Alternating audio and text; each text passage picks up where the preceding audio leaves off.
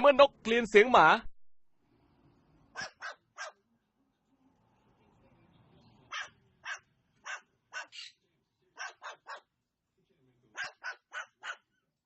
และนี่คือความรู้สึกคุณเมื่อคุณตักไอศครีมโอ้ยวันนี้หิวเต็มเว้ยอยากเย็นติดช้อนกูอีกออกสิเว้ยออกเลยวันนี้ผมจะโชว์มายากลหายตัวให้ดูครับทำได้จริงเหรอเตรียมตัวนับ1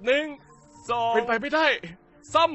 ำเฮ้ยเอาจริงดิกูยืนขึ้นเลยวันนี้เราจะมารีวิวสนามแห่งหนึ่งฮะซึ่งเขาไม่มีทุนซื้อหญ้าเทียมแต่เขาใช้ไอ้นี่แทนฮะมันคือหินโอ้โหล้มไปละมึงเจ้าหญ้าแถวประเทศกูไหมเยอะชิบหายเลย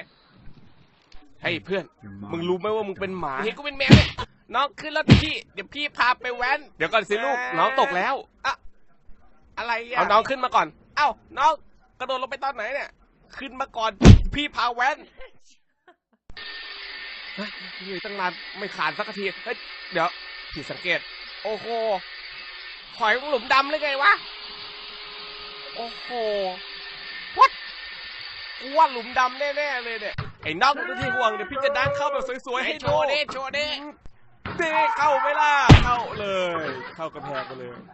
และนี่คือการหยิบของชั้นล่างอย่างถูกวิธีสู่ท้องฟ้าอันไกลโพ้นไม่พ้นกูเนี่ยชุดปั้นกับหลังโชว์สาวซะหน่อยเลยและนี่คือทีวี360 องศาแหกโอ้โห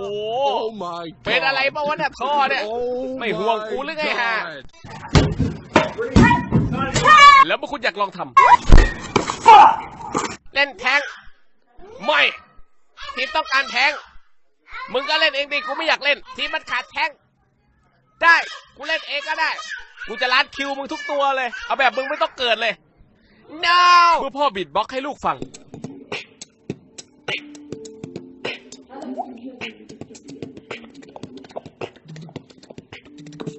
หนูก็ทำได้ใครดู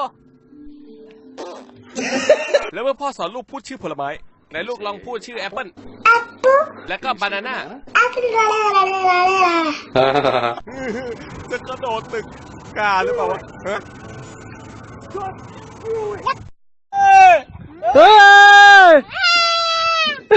จอกทะเลตามหาวันพีช